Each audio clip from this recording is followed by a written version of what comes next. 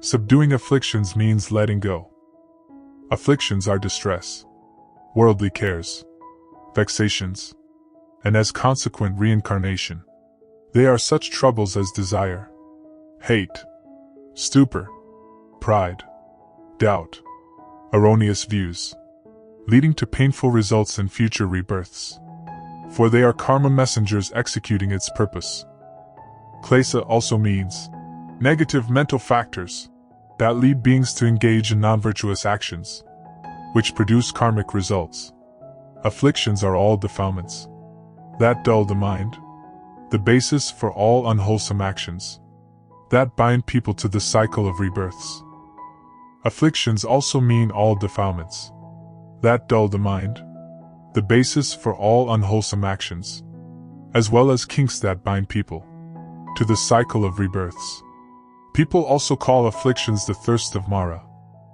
In order to attain enlightenment, the number one priority is to eliminate these defilements by practicing meditation on a regular basis. According to Buddhist teachings, subduing afflictions is one of the best ways of letting go in the path of cultivation. Practitioners of mindfulness subdue afflictions in 4 basic ways. Subduing afflictions with the mind, by going deep into meditation or Buddha recitation. Subduing afflictions with noumenon, when deluded thoughts arise, which cannot be subdued with mind, through meditation or Buddha recitation. We should move to the next step by visualizing principles. Whenever afflictions of greed develops, we should visualize the principles of impurity, suffering, impermanence, and no self. When anger arises, we should visualize the principles of compassion, forgiveness, and emptiness of all dharmas. Subduing afflictions with phenomena, when meditation, Buddha recitation, and noumenon don't work for someone with heavy karma. Leaving phenomena, external form leaving the scene, can be used. That is to say, to leave the scene when we know that anger or quarrel is about to burst out. We can leave the scene and slowly sip a glass of water to cool ourselves down. Subduing afflictions with repentance and recitation sutras, mantras, or reciting the noble name of Amitabha Buddha. According to the Mahayana teaching, especially the Tiantai sect, afflictions are inseparable from Buddhahood. Affliction and Buddhahood are considered to be 2 sides of the same coin. The one is included in the other. When we realize that afflictions in themselves can have no real and independent existence, therefore, we don't want to cling to anything at that very moment. Afflictions are bodhi without any difference. Once we thoroughly understand the real meaning of afflictions are bodhi, we've already subdued our own afflictions. The Buddha witnessed that all sentient beings undergo great sufferings, so he resolved to leave the home life, to cultivate and find the way to help sentient beings escape these sufferings.